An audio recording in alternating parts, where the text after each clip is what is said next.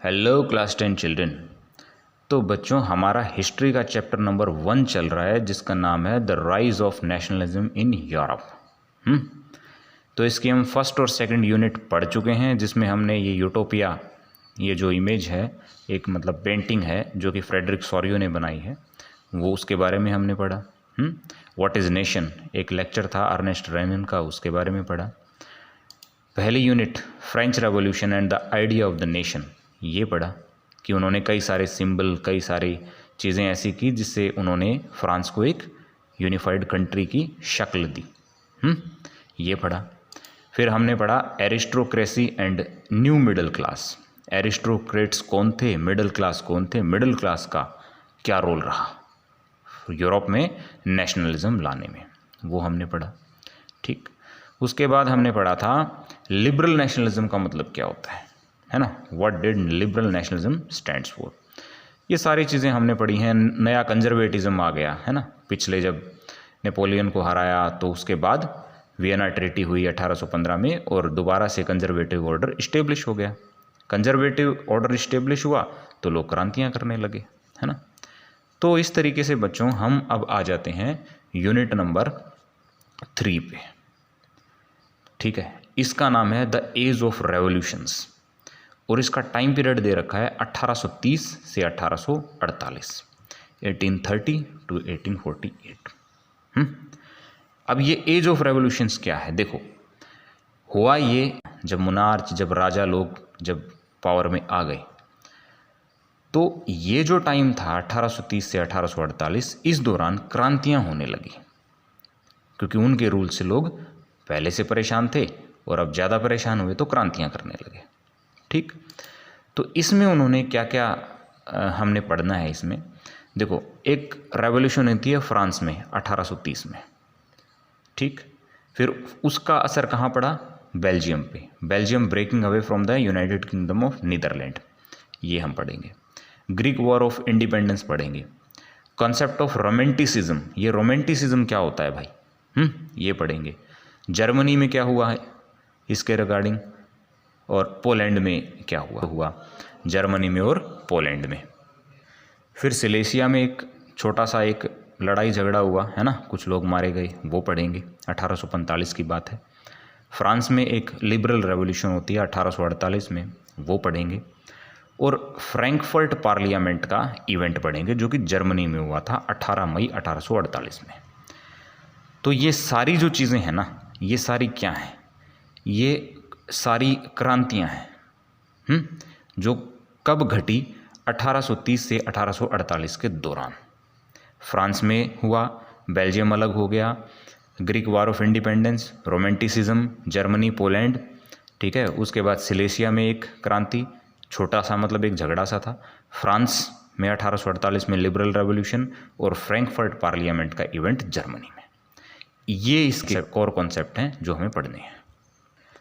तो बच्चों ये देखो, as conservative regimes try to consolidate their power, liberalism and nationalism came to be increasingly associated with revolution in many regions of Europe, है ना।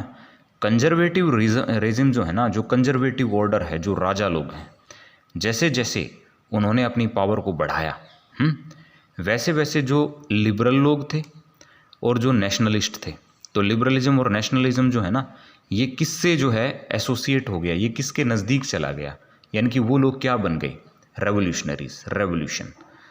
तो जैसे जैसे राजा लोग पावर में आए वैसे वैसे लिबरल और नेशनलिस्ट लोग क्या बन गए, क्रांतिकारी बन गए। ये जो कॉन्सेप्ट है ना लिबरलिज्म और नेशनलिज्म, ये किसके साथ जुड़ गया, ये रेवोल्यूशन के साथ जुड़ गया यूरोप के बहुत सारे हिस्सों में। मतलब कि सीधी सी सिंपल सी बात है, जो लोग पहले लिबरल थे और जो है नेशनलिस्ट थे, अब वो क्या बनते जा रहे हैं, धीरे धीरे रेवोल्यूशनरीज, वो क्रांतियां कर रहे हैं राजाओं से तंग पाकर।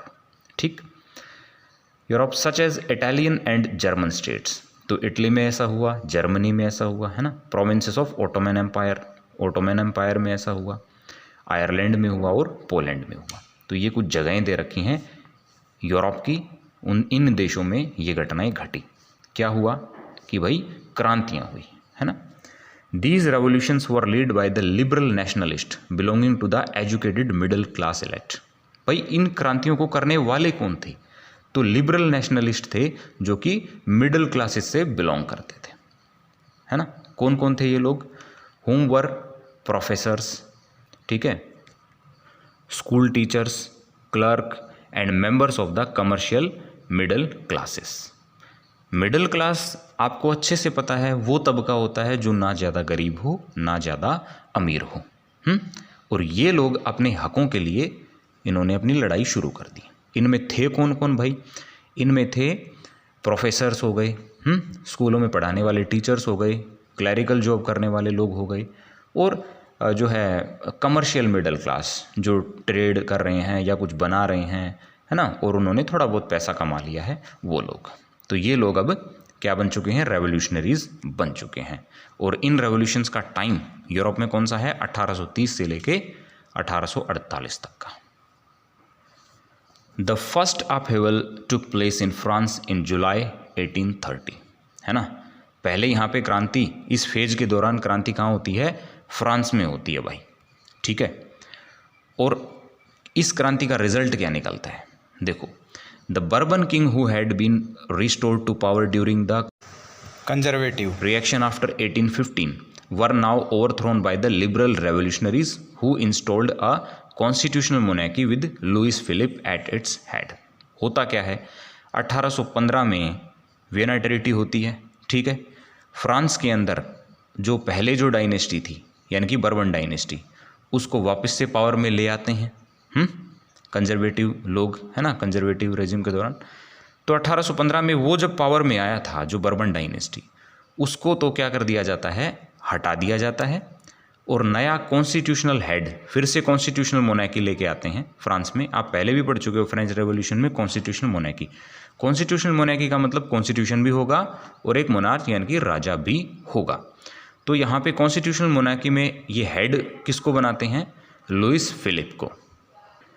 तो जो बर्बन डायनेस्टी का राजा है उसको हटाते हैं और 1830 में क्रांति करके लुइस फिलिप को कॉन्स्टिट्यूशनल मोनार्की का हेड डिक्लेयर करते हैं। ये होता है फ्रांस में 1830 की क्रांति के दौरान, जो कि कौन से महीने में हुई थी? जुलाई में। जुलाई गर्मी का माहौल होता है ना, मतलब गर्मी का महीना होता है, तो गर्म माहौल हो गया वहाँ पे, ठीक है, जुलाई 1830 में। अब यहाँ एक स्टेटमेंट है, किसकी है? मेटरनिक की। ये ड्यूक मेटरनिक कौन था भाई? ये था ऑस्ट्रिया का चांसलर। ये बोलता है when France sneezes Metternich once remarked the rest of the Europe catches cold. भाई जब फ्रांस छींकता है ना तो बाकी यूरोप को सर्दी जुकाम हो जाता है। इसका मतलब क्या है? इसका मतलब ये है कि फ्रांस में कोई भी घटना अगर घटती है ना तो उसका असर यूरोप पे कहीं ज़्यादा होता है, ठीक है। मतलब फ्रांस को तो छींक ही आई है और यूरोप को सर्दी जुकाम हो गया। मतलब कि फ्रांस में कोई घटना घटी किसी भी लेवल पे, ख़ासतौर पे हम यहाँ पॉलिटिक्स की बात कर रहे हैं, है ना, क्रांतियों की बात कर रहे हैं, तो वहाँ पे फ्रांस में कुछ हुआ और बाकी सारे यूरोप में उसका असर पड़ा। तो एक असर पड़ा, उसका एक एग्जाम्पल दिया है इन्होंने, देखो यहाँ पे, the July revolution sparked an uprising in Brussels. तो जुलाई में इधर रेवोल्यूशन होता है तो उसका असर जाके जो 1815 में, है ना, जो बेल्जियम था उसका पार्ट किसको दे रखा था? यूनाइटेड किंगडम ऑफ नीदरलैंड को, ठीक है। तो फ्रांस के सीमा पर जो यूनाइटेड किंगडम ऑफ नीदरलैंड को दे रखा था बेल्जियम, उस बेल्जियम में क्रांति हो गई। और यहाँ पे होता क्या है? Brussels which lead to Belgium breaking away from the United Kingdom of Netherlands.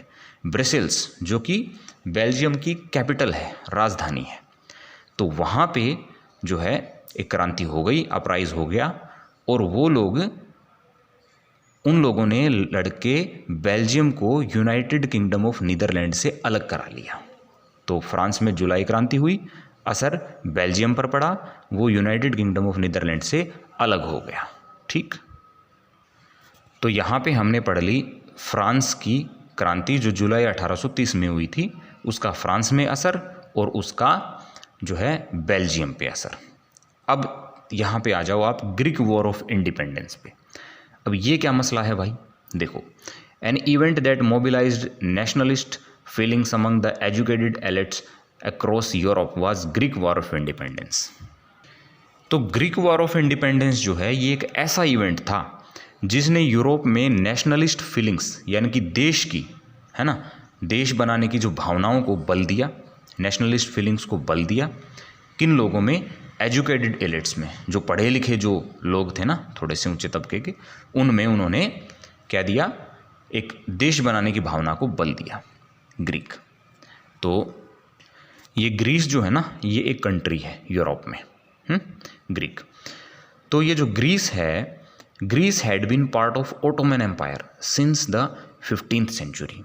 Greece पे कब्जा करके रखा था 15th सेंचुरी से। किसने? ओटोमन एम्पायर ने। एक मुस्लिम एम्पायर था ओटोमन एम्पायर। तो ओटोमन एम्पायर ने ग्रीस पे 15th सेंचुरी से कब्जा करके रखा था, वो उसके कंट्रोल में था।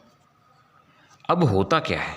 अब होता ये है कि ये जो ग्रोथ है ना रेवोल्यूशनरी नेशनलिज्म की इन Europe, sparked off a struggle for independence among the Greeks. यानी कि ये जो रेवोल्यूशनरी नेशनलिज्म यूरोप में पनपता है ना, तो इन रेवोल्यूशंस की वजह से जो ग्रीक के जो लोग हैं, ग्रीस के जो लोग हैं, वो भी क्रांति करना शुरू कर देते हैं, है ना। Sparked off a struggle for independence, यानी कि उनके दिलों में भी एक भावना आ जाती है आज़ादी के लिए। किससे आज़ादी? ओटोमन एम्पायर से। कौन चाहता है आज़ादी? ग्रीस के लोग, है ना। और उनकी क्रांति शुरू हो जाती है 1821 में, the Greeks which began in 1821। तो देखो, the growth of revolutionary nationalism in Europe sparked off a struggle for independence amongst the Greeks which began in 1821। तो जैसे जैसे क्रांतियाँ यूरोप में पनपती हैं, वैसे वैसे ग्रीस के लोग भी कोशिश करने लगते हैं। उन्होंने 1821 में क्रांति शुरू कर दी। किससे अलग होने की? किससे आज़ाद होने की? ओटोमन एम्पायर से। अब ये जो ग्रीस के लोग हैं, इन्हें किसकी सपोर्ट मिली इस क्रांति को करने में? ठीक है, किससे इन्होंने मदद मिली? किन लोगों की सहानुभूति इनको मिली? कौन इनके साथ मिलकर लड़ने आए? तो देखो भाई, nationalist in Greece got support from other Greeks living in exile. तो वो ग्रीस के लोग जो एक्साइल यानी कि जिनको देश निकाला दे रखा था, जो देश से बाहर थे, उनसे सपोर्ट मिली। वो साथ खड़े हो गए कि भाई तुम जो ग्रीस में रह रहे हो, ग्रीस वालों, तुम क्रांति करो और हम तुम्हारे साथ हैं, ठीक। और also from many west Europeans, और यूरोप के जो वेस्टर्न कंट्रीज थे वो सारे उसके साथ थे, ग्रीस के। क्यों? क्योंकि उन्हें क्या थी? Sympathy, sympathise for ancient Greece culture. वो ग्रीस कल्चर के साथ उन्हें सिंपैथी थी, उससे उन्हें प्रेम था, लगाव था, ठीक। यानी कि आप ये मान लीजिए कि ग्रीस और यूरोप कोई अलग चीज़ नहीं है। यूरोप के लोग ग्रीस को अपना पार्ट मानते हैं, अपने कल्चर का हिस्सा मानते हैं, है ना। आगे देखो, poets and artist lauded Greece as the cradle of European civilisation, mobilised public opinion to support its struggle against a Muslim empire. तो देखो, वहाँ बहुत इम्पोर्टेंट रोल प्ले किया किसने? पोइट्स, कवियों ने, और आर्टिस्ट ने, कलाकारों ने, जिसमें पेंटर्स वगैरह हो गए, या स्कल्पचर बनाने वाले मूर्तिकार, ये सब सारी तरह के कलाकार। तो पोइट्स हैं और जो आर्टिस्ट हैं, उन्होंने लॉडेड, उन्होंने क्या तारीफ़ की, क्या सराहना की कि ग्रीस जो है ना, ये तो यूरोपियन सिविलाइजेशन का, जो यूरोप का कल्चर है ना, उसका क्रेडल है, यानी कि उसका पालना है। तो कलाकारों ने ये बताया कि भाई ग्रीस तो यूरोपियन सिविलाइजेशन का, यूरोपियन कल्चर का पालना है, यानी कि ग्रीस में ही यूरोप का कल्चर, वहाँ की सभ्यता फली फूली और पनपी है ना। और वहाँ के लोगों को मोबिलाइज़ किया, यानी कि इकट्ठा लिया, साथ में किया, पब्लिक ओपिनियन लिया, है ना, to support its struggle against a Muslim empire, कि भाई सारे यूरोप के लोग तुम एक हो जाओ और ग्रीस को आज़ाद कराओ, ग्रीस को सपोर्ट करो। किससे आज़ाद होने में? मुस्लिम एम्पायर से आज़ाद होने में, जो कि ओटोमन एम्पायर है। तो कवियों ने, कलाकारों ने यूरोप के लोगों को ये बताया कि ग्रीस जो है वो यूरोपियन सिविलाइजेशन का क्रेडल है, पालना है, ठीक है, मतलब क्रेडल है, पालना है, यानी कि यूरोपियन सिविलाइजेशन यहीं फली फूली है और आप ग्रीस को ओटोमन एम्पायर से आज़ाद कराने में मदद करो। समझ में आ गई बात? ये हुआ। अब यहाँ पे एक आदमी का नाम है the English poet Lord Byron organise funds and later went to the fight in the war. तो ये जो एक इंग्लिश पोएट है लॉर्ड बायरन, तो लॉर्ड बायरन जो है लड़ने गया है, उसने पैसा इकट्ठा किया, ऑर्गेनाइज फंड्स, तो उसने पैसा इकट्ठा किया और वो लड़ने गया है कहाँ? ग्रीस में। किससे लड़ने के लिए? ओटोमन एम्पायर से। ठीक है, ये एक अलग बात है कि उनकी डेथ जो है वो 1824 में फीवर से हो जाती है। भाई युद्ध में ज़रूरी थोड़ी है कि भाई लड़ने से ही मौत हो, कई बार वहाँ के हालात बहुत ख़राब होते हैं, भूखा रहना पड़ता है, बीमारियाँ फैल जाती हैं, तो फीवर से जो है उनकी मौत हो गई 1824 में। ठीक है। Finally the treaty of Constantinople of 1832 reorganised Greece as an independent nation. और भाई उनकी ये स्ट्रगल जो है काफ़ी फ्रूटफुल रही। हुआ क्या कि ट्रीटी ऑफ कॉन्स्टेंटिनोपल, कॉन्स्टेंटिनोपल की ट्रीटी है ना, इसे कुस्तुनतुनिया भी बोलते हैं हिंदी में। तो कॉन्स्टेंटिनोपल की ट्रीटी हुई, संधि हुई, और 1832 में जो है ग्रीस एक आज़ाद देश बन गया, इंडिपेंडेंट नेशन बन गया। तो हमने यहाँ पे क्या देखा? 3 क्रांतियाँ। 1 जुलाई 1830 फ्रांस में, है ना, फिर उसका असर पड़ गया बेल्जियम पे, बेल्जियम अलग हो गया यूनाइटेड किंगडम ऑफ नीदरलैंड से। ठीक है, और फिर हमने देखा Greek war of independence, Greece के लोग जो है फ्री हो जाते हैं किससे? ओटोमन एम्पायर से, और एक देश बन जाते हैं, है ना। तो यहाँ क्रांतियाँ हो रही हैं और सब क्रांतियाँ कर करके क्या कर रहे हैं? एक अपने आप को नेशन बना रहे हैं, है ना। तो ये एज ऑफ रेवोल्यूशन की यूनिट नंबर 3 चल रही है।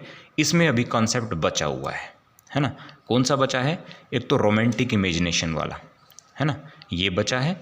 और उसके बाद हमारा नेक्स्ट कॉन्सेप्ट है भाई रोमांटिसिज्म इन जर्मनी, है ना, और Poland, hunger, hardship and popular revolt. वो हम पढ़ेंगे अगली वीडियो में। ठीक है, तब तक के लिए बाय बाय।